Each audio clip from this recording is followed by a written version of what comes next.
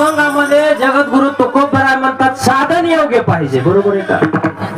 साधन जर चुकलं तर साध्याची प्राप्ती होत नाही आणि साध्यही योग्य पाहिजे, है का नाही? आता काही जणांना असे साध्य केलेले आहेत महाराज. काय आपापले साध्य वेगळेच आहेत नमुन्याचे, प्रत्येकानं वेगळे वेगळे केलेले आहेत महाराज. मंजोबाशी टाक घालून नेसाई आळविले हो, हा है का नाही? प्रत्येकानं आई भवानी थोर जाणून तुझ म्या उपाशिले हो, खुळा पांगळा करून तिने मज भिकेशी लाविले हो, है का नाही? आता देव म्हणजे प्रत्येकाचे स्वतंत्र आहेत महाराज. बरोबर आहे का? प्रत्येकाला स्वतंत्र दिलेलं आहे ना. हा काय झालं? विठ्ठल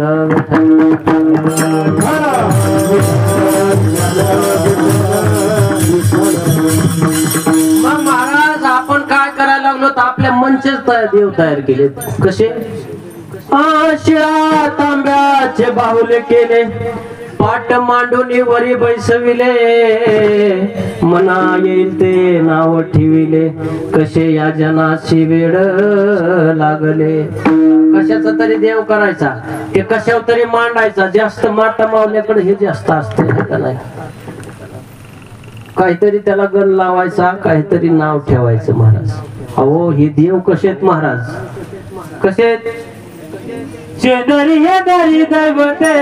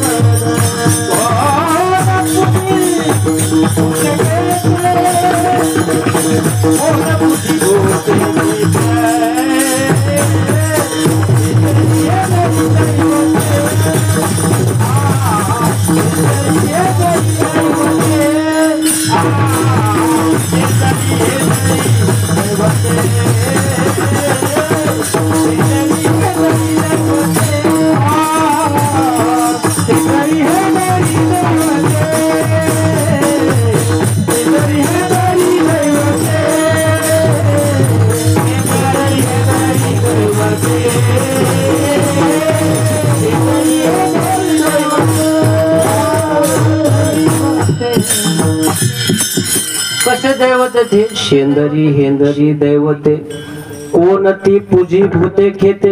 विषय काय चालला आजच्या कीर्तनामध्ये? साधन आणि साध्य. साधन योग्य पाहिजे आणि साध्य ही योग्य पाहिजे. लक्षात आलं? तुम्ही बघा, एक आनाई गोंदीचा राजा महाराज होऊन गेलाय. कोण? आनाई गोंदीचा. आणि त्या मार्गाने त्या गावातून वारकरी बोवा चालले होते. कोण? आता वारकरी बोवाचं काय, पांडुरंगाचे भक्त असल्यामुळं ज्या गावात गेले तो राजा एका देवीचा भक्त होता. कुणाचा? माता मावल्यावर इकडे लक्ष करा आणि आपापलं वार्ड चेक करा. कुणी झोपला असलं तर लगेच चिमटा घ्या, विठ्ठला विठ्ठला.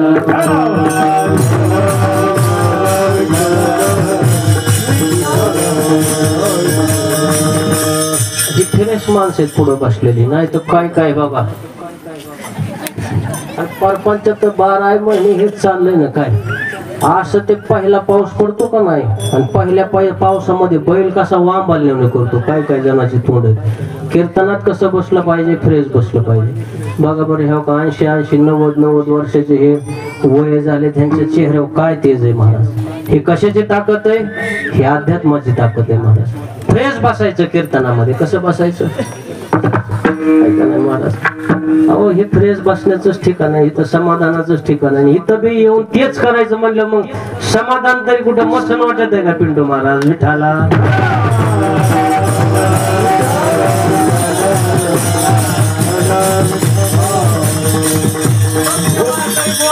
चलत चलत चलत गेलं ते राजा चालू होतं काय त्याची आरती वर्गे मध्ये दुर्गे दुर्गड भारी वगैरे वगैरे आणि वारकरी बाबा त्याच्या वाट्यावर जाऊन बसले कुठं बाहेर आणि वारकरी बाबाचं चालू झालं राजाची आरती संपली राजा बाहेर आला आणि ह्याच चालू झालं ऐशी चंद्रभागा ऐसे भीमा तीर ऐसा विठेवर देव कोठे राजा म्हणला वारकरी बुवा तुम्हाला काय दिलंय त्या पांडुरंगानं मळलेले कपडे अंगावर फाटके कपडे काय दिले तुम्हाला पांडुरंगानं त्याची सेवा इथं नाम घेता माझ्या दारात बसून बघा आमची देवी तिच्या अंगावर पूर्ण सोन्यानं मडलेली कोण देवी वारकरी बुवा म्हणलं ह्याच्या संग काय मला सोयीपण करायचं नाही वारकरी बुवा म्हणले राजा अरे तुझ्या देवीच्या अंगावर सोन आहे पण माझ्या पांडुरंगाचं अख्खं पंढरपूर सोन्याचं आहे काय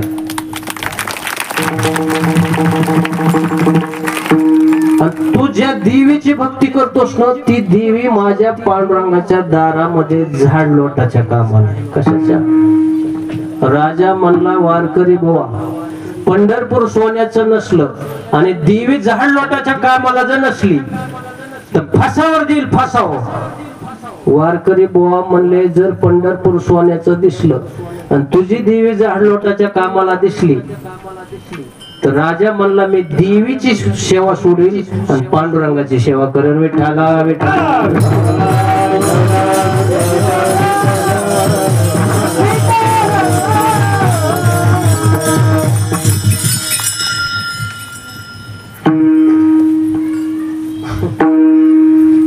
होत असते आता काय चलत राहत सगळे आपलीच जाकली मुठ लाखाची विठ्ठला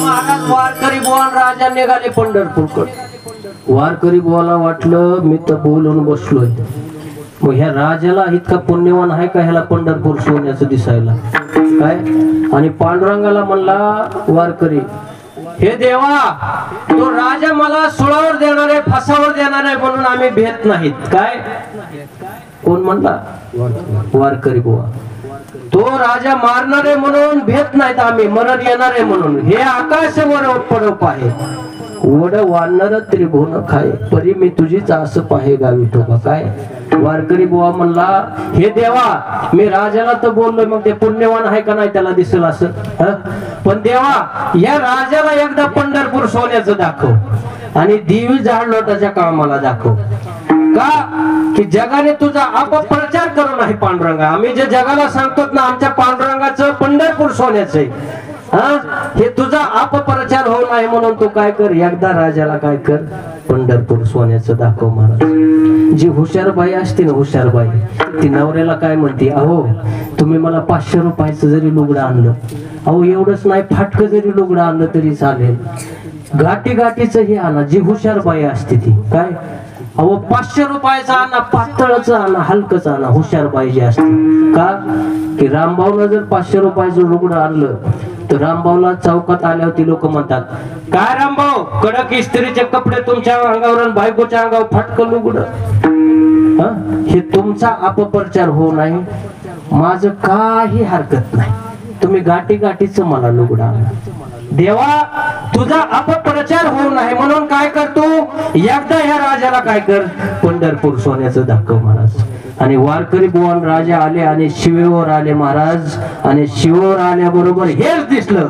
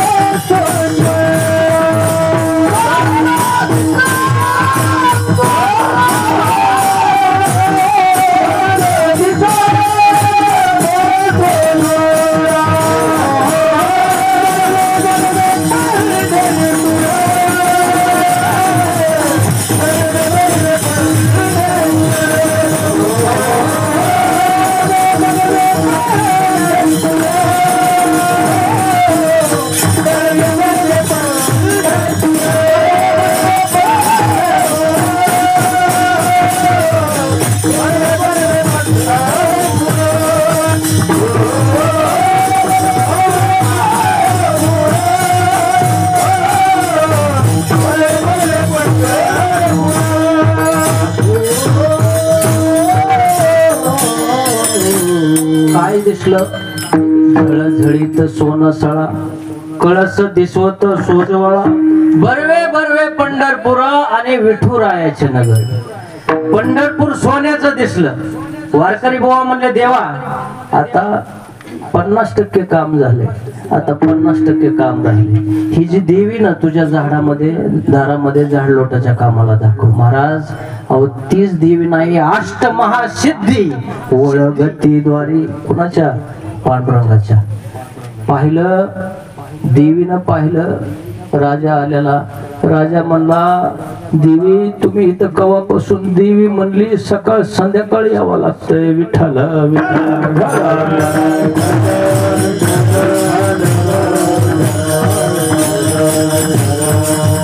काही साधक मंडळी गेली तुकोबराय. अहो आमचे सेंद्री हेंदरी दैवत आहेत. काय हे दैवते कसे आहेत? साध्य योग्य नाहीत महाराज. कसे? अहो झाडाला पाणी कुठं घातलं पाहिजे बाबा? मुळाला. फांद्याला घातलं चालेल? होय, फांद्याला घातल्यावर पाणी मुळाला येईल का बाबा? कुठं घालावं लागेल? मुळाला. मुळाला जर पाणी घातलं तर सगळ्या फांद्यापर्यंत पोहोचल. पांडुरंगाची जर सेवा केली तर सगळ्या देवापर्यंत सेवा पोहोचल. पण सगळ्या देवाची सेवा केलेली पांडुरंगाकडे पोहोचणार नाही महाराज. सिंचने करिता मूळ, मग वृक्ष वल्लावे सकळ. पाणी कुठं घालायचंय? तसं मूळ पांडुरंग परमात्मा आणि इतर हे देह आहेत महाराज. मग काही साधक लोक आले, म्हणले तुकोबराय अहो तुम्ही आमचे देव कसे? सेंद्रिय हेंद्रिय असे देव आहेत. तुम्ही आमच्या देवाचं खंडन केलं. खंडन बरोबर आहे महाराज, पण मंडन करून दाखवा. मंडन. आमचे देव कसे योग्य नाहीत हे तुम्ही खंडन केलं, पण त्याचं मंडन करून दाखवा महाराज. अहो खंडन कुणालाही करता येईल बाबा, पण मंडन करणं लय कठीण आहे. खंडन ह्या शब्दाचा अर्थ काय? रामभाऊ म्हणले बेसन जमलंच नाही, तू कर बरं हे बरे. मला कुठे जमत असतं काय? हे खंडन करणं सोपं आहे. महाराजाला जर म्हणलं महाराज पक्वा जर जमला नाही, ते जर म्हणले महाराज या दोन बोलवा, मला कुठे जमत असत, मग गपचूप कीर्तन करा. कोण? अहो खंडन नाही करायला आलं तर खंडन केलं तर मंडन करायला आलं पाहिजे. मग तुकाराम महाराज म्हणले हे जे बाकीचे देव आहेत ना, तैसा नव्हे नारायण जग व्यापक जनार्दन, तसा आमचा देव नाही. काय महाराज कसा आहे?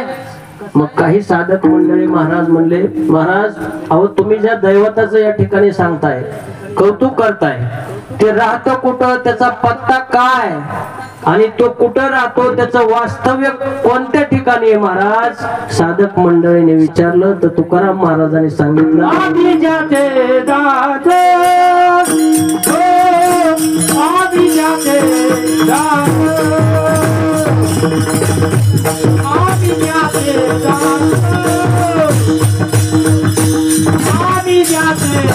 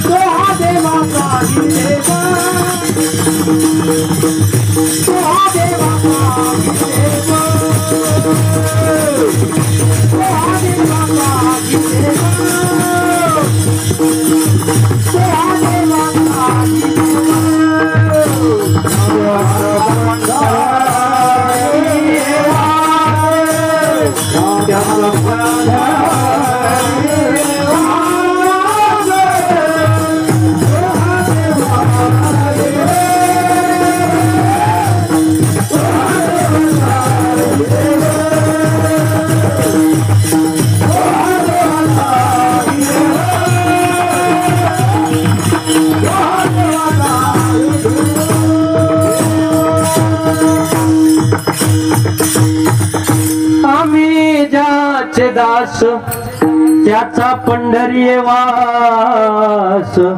तुकोबराय म्हणतात आम्ही ज्या देवाचं दास्यत्व स्वीकारलेलं ना, त्याचा वास कुठे आहे? पंढरपुरामध्ये महाराज.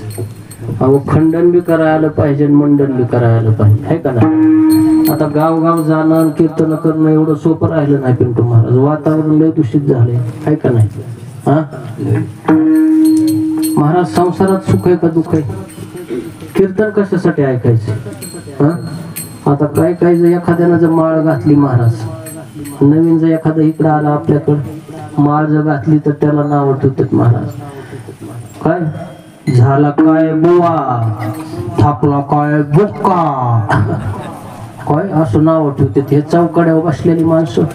पण ते बी काय करतो, जातो हिरीतन पळत पळत अशी उडी टाकतो, तेच माळ वरी. महाराज माळ कुठे म्हणला, पहाय गेलो त्या अशी वरी गेली म्हणला. काय महाराज असं होत आहे ना महाराज? अहो हे बी टिकविणं सोपं नाही ना माळा घालणं. संसारामध्ये दुःख आहे.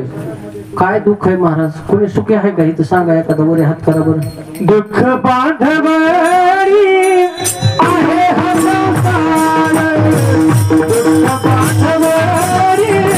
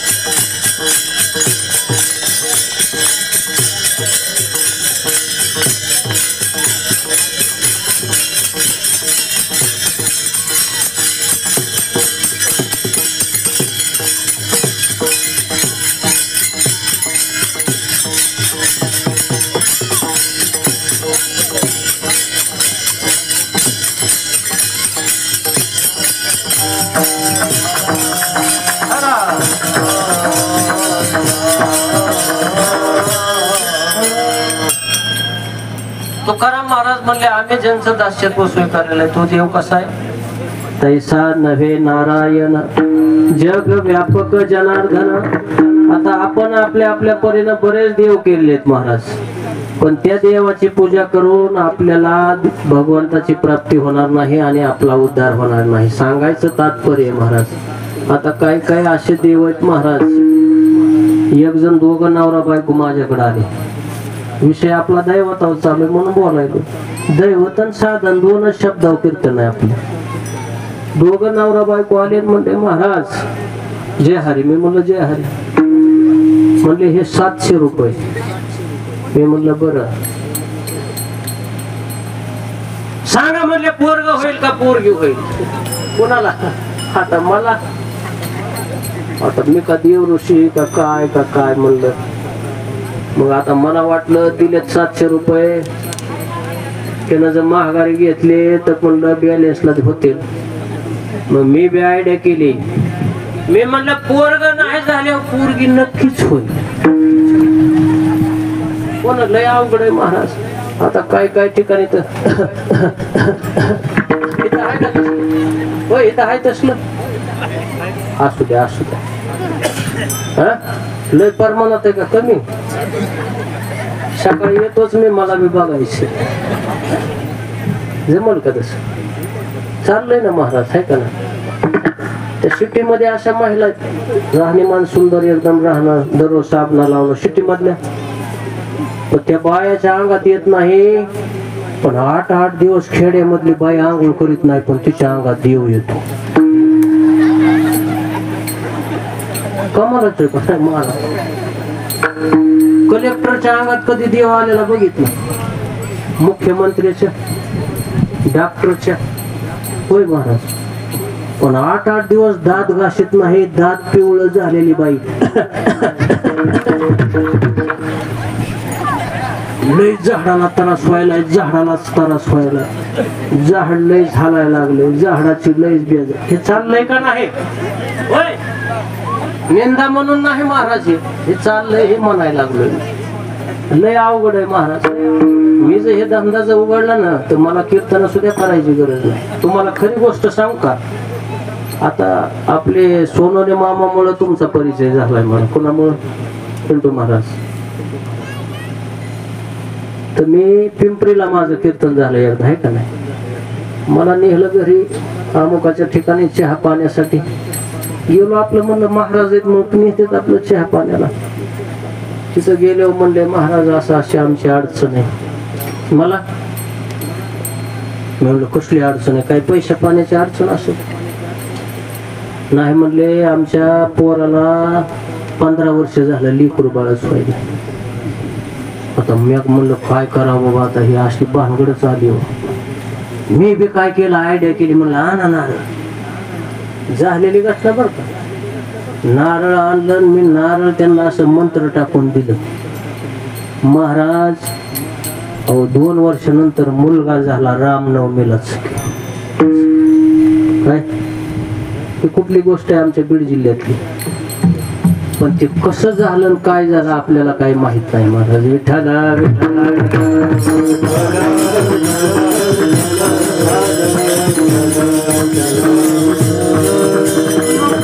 असला देव देव करून खऱ्या साध्याची प्राप्ती होईल का?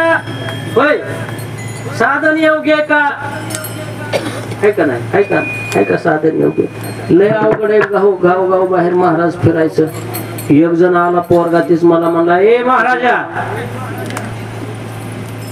लय फेटाला येतोस, कीर्तना करतोस, गोमलं फिरवतोस गाव. हा, मी म्हणलं हे काय प्रकार आहे बाबा? म्हणले माऊलीने रेडा बोलवला, रेडा. आता तू काय करतो? नुसतं ब्रह्मज्ञान बी सांगून उपयोग नाही जगामध्ये, सगळ्याच नमुन्याचे. मी म्हणला बाबा तू काय जे सांगशील ते मी करतो बाबा. ते गेलं महाराज घरी, पळत पळत गेलं आणि एक शिळी घेऊन आलं. कीर्तन असं चालू, माणसं पुढं बसलेली, माझ्यापाशी आणून शिळी उभा केली. म्हणले आता हिला बोलवून दाखवा. आता म्हणलं हे पंचायतच आले बाबा, आता काय लयच अवघड आहे. म्हणलं मी बी आयडिया काय केली, शिळीचा असा कान धरला, काचकुनी पिळला आणि तिला म्हणलं एप्रिल महिना झाल्यावर कोणता महिना येतो? ती म्हणली मे.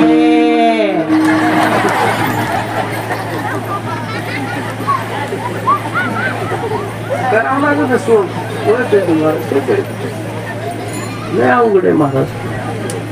एक जणाच्या गावात गेलो, आता मुंबईत इथं चपात्याच्या मशनी आल्यात का हिंगणीमध्ये? हा, माता मावल्या बार्शीच्या मार्केट मध्ये आल्यात, इकडून उंडा टाकला की इकडे चपात्या निघायला लागल्यात. लईच महाग आहे आपलं हिंगणी गाव. चौकशी करा, आपापल्या मालकाला सांगा, तेवढाच त्रास कमी होईल. हो ना, चपात्याच्या मशनी आल्यात. एकदा मुंबईला गेलो कीर्तनाला आणि तिथं म्हणले सकाळी आता आंघोळीला, म्हणले महाराज चला आंघोळीला. मला निघलं आंघोळीला महाराज तिथं, आणि ते असं नेल्यावर तिथं असा दरवाजा होता आंघोळीचा. ते बटन दाबलं की असा खर दरवाजा उघडला की महाराज मध्ये गेलो. मला वाटलं आता नेमकं बाथरूम तरी कसं. मध्ये गेले, खुर्ची होती अशी लाबराची, आणि मला त्या खुर्चीवर बसवलं. वरून एक लाबराचा हात चोळीत चोळीत आलाय, पाणी होतोय, आणि एक साबण घेऊन लाबराचा हात असे चोळीतोय. साबण हात धरून, साबण हातात घेऊन महाराज, आणि ते लाबराचा हात असा चोळीत चोळीत चोळीत हिता आला कीच लाईट गेली महाराज. कसा महाराज म्हणले बोंबले. परत संघ आलेले सांगायलो हे चुकीचं नाही, होय, विनोदाचा भाग नाही महाराज, हे का नाही? लय अवघड आहे, सोपं आहे का महाराज? हा, त्या लग्नाच्या अगोदरच काय असतंय परपंचामध्ये, त्या लग्ना दिवशी नवरदेव एवढं ताईट असतंय केवढं, त्याला तुम्ही जाऊन राम राम करा महाराज, राम राम. त्याचा लय आवाज रेंज फुल असते त्याला. कोणाला? लग्नाच्या अगोदर राम राम राम राम. ते नवरदेव लग्नामध्ये त्या मारुतीरायाच्या मंदिरामध्ये बुटा सहित जातोय. कुठं? ते मारुतीराय बी म्हणतो तू जरी माझ्या मंदिरात आज बुटा सहित आलास ना तर एक दिवस माझ्या समोरून 4 चौघाच्याच खांद्यावर जायचंय तुला. आणि त्यावेळेस मी म्हणेल कस काय होत ऐका नाही. अहो तुम्ही बघा त्याला लग्नात ते राम राम घाला, ते लय टाईट असत. आणि लग्न झाल्यावर तुम्ही वर्ष 2 वर्षानं काय करा, त्याला राम राम घाला, राम राम राम राम. खाली येतं खाली. आणि त्याची बायकोची भांडणं व्हावं तर आपण जाऊन राम राम घालावं, राम राम. महाराज मज्जाच नाही म्हणत का नाही, म्हणतंय ते. हा आणि ते लग्नाचं बी असं निघलंय, नवीनच भानगडी निघल्यात. आता काय लग्न आहेत का? पहिल्या त्या तुतार्या लग्न कसे होते, सीताचं रामाचं लग्न कसं होतं, सन्मानानं होतं ना. आता लग्न तसलं नाही महाराज. ते बँडवाले येते, बँड घेऊन तिकडून ते सगळा डिझाईन बिझाईन त्याच्या माग सगळे नाचायला आणि काय. आणि त्याच्यामध्ये ते गाणे चक्रा नखरा चक्रा नखरा नखरा नखरा शांताबाई. हाय का नाही? चाललंय ना महाराज हे का नाही? खोट आहे. हा शांताबाईच आवडती महाराज सध्या. काय हो ना, ते गाढवानं वाघाचं पांघरून घेतलं होतं, म्हणजे काय वाघ झाला का? तुम्ही बघा हस जा, मोकळ्या मनानं हस जा, फ्रेश हस जा. जे हसत का महाराज ते मोकळ्या मनाचं असतं, आणि जे हसत नाही ते प्युअर आतल्या गाठीचं असतं. मग इथं कोण हसले हसले विठाला विठाला.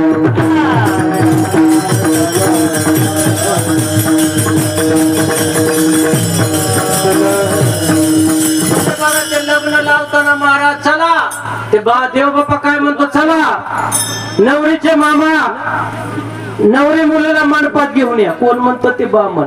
आणि दिवसभर बामण त्या मंडपामध्ये बसलेला असते ना. अशा टायमाला कुठं बेपत्ता होतो त्याचा पत्ताच लागत नाही, कुठतरी जात.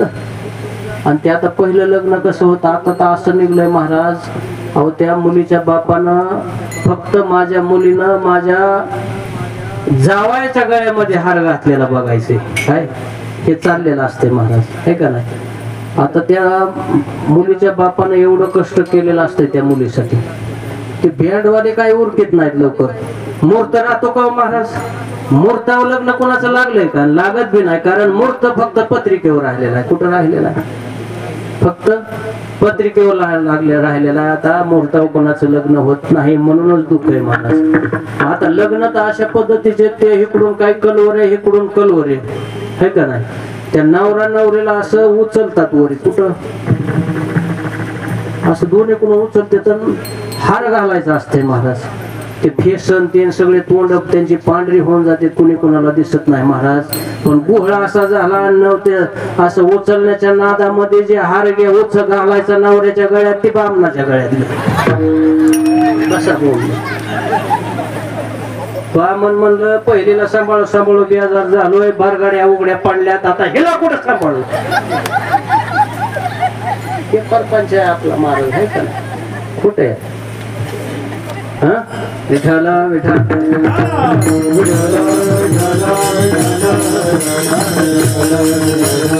विनोदाचा भाग थोडा मायबाप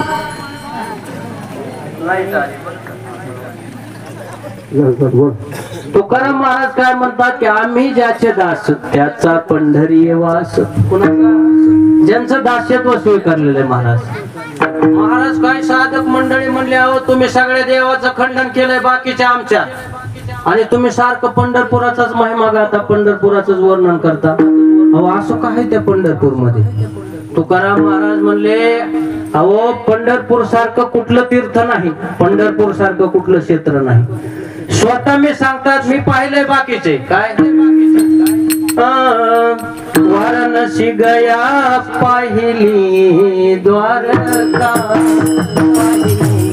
द्वारका परिणय धोका पंढरीला.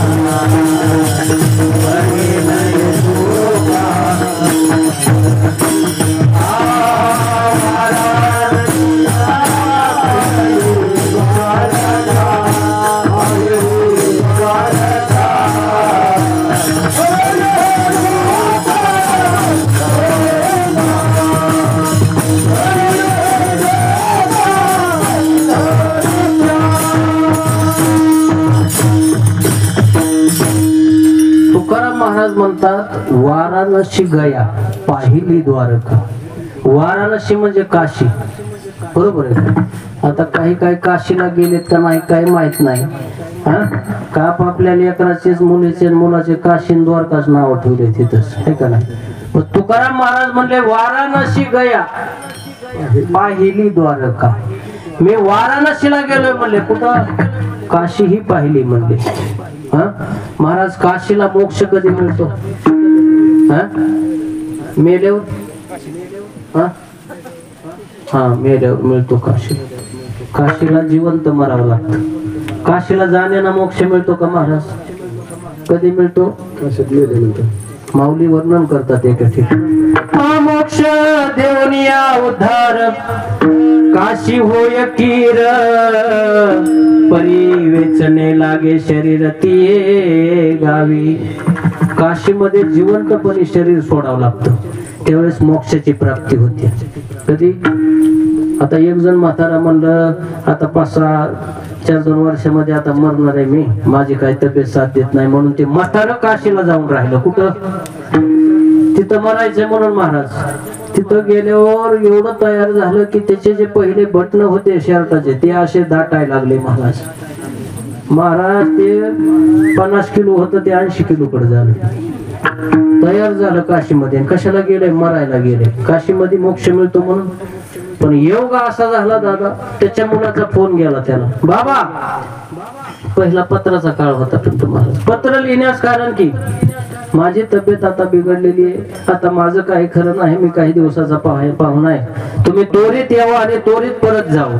ह्याला वाटलं आता 10 वर्ष झालं मेलो नाही, आता लेकाच्या भेटीनं का मारणार आहे का महाराज. हे निम्या रस्त्यात आलं, ह्याची तब्येत चांगली झाली, कोणाची? पोराची. ह्याची बिघडली. अहो गावाकडे आल्यावर मेलं. विठाला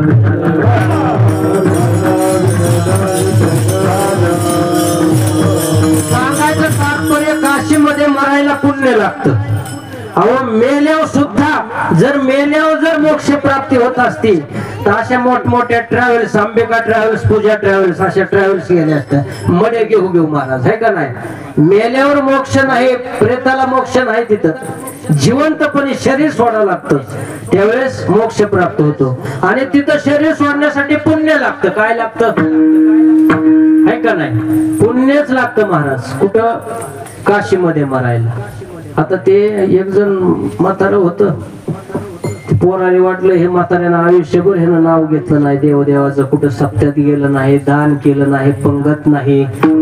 सप्त्यात गेलं तर पुढच्या तोंडाला कीर्तनाच्या बसायचं, नुसत्या झोपायचीच कामं केली ह्यानं, काही कामं केली नाही, नुसती कळीची कामं केली गावामध्ये कुणी. पण आता काय करू, शेवटी का व्हायना मरताना ह्याच्या मुखाला नाव यावं म्हणून पोराने अशी काय आयडिया केली, साखरेच्या पोत्याला छिद्र पाडलं कशाच्या, आणि त्याच्या समोर आणून मांडलं. कशामुळं?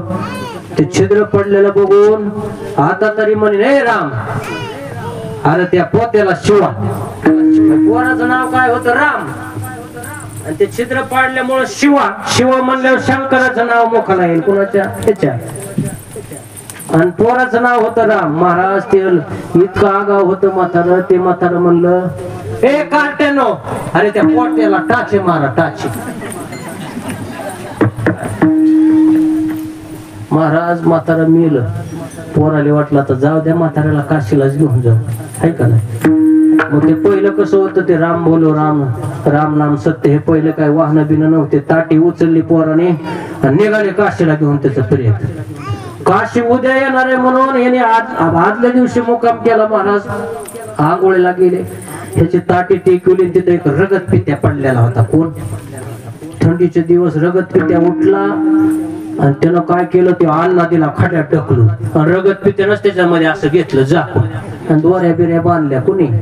रगत पित्यानं. ह्याने काय बघाव का नाही पोराने तसंच उचललं. राम नाम सत्य है, राम नाम सत्य. कशामुळे म्हणतात बाबा? राम नाम सत्य है, हे चाललेलं असत्य आहे. विठाला विठाला.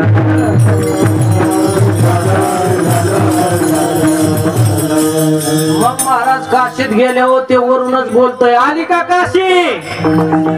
वर म्हणले आपल्या अन्नाला काय प्राण आला हा काय, म्हणले आता काय करू. अन्नाच्याच हाताने अन्नदान कांचनदान द्रव्यदान करू इथं कुठं काशीमध्ये ते वरूनच म्हणतंय मी तुमचा अन्न नाही मी रगत पित्या रगत पित्या खाली ठेवलं महाराजांनी विचारलं अण्णा कुठे आहे म्हणले दिला खाट्यात ढकलून पोर आली महाराज अण्णा बघितला तर कोहल्या कुत्र्यानं गिधाडाने खाल्ला अण्णा गिधाडाच्याच खाण्याच्या लायकीचा होता विठाला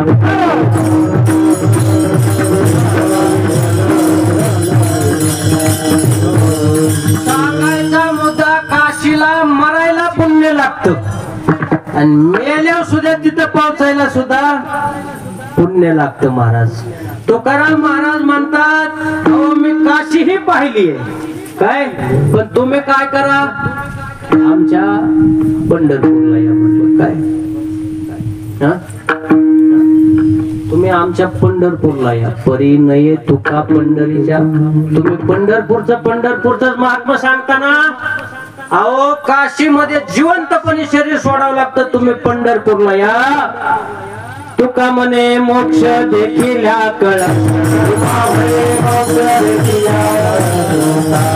मोक्ष देखील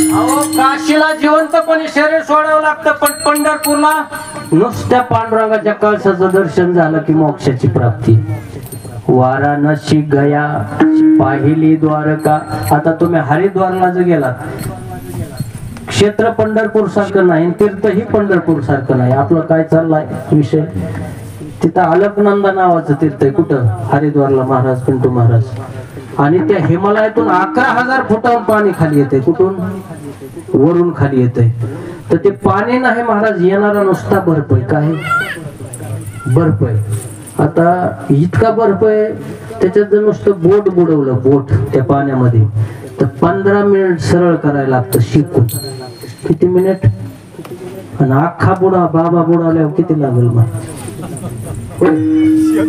अख्खा बाबा सरळ करा किती लागेल इतकं गार पाणी आणि तिथं अशा साखळ्या आहेत कशा मावशा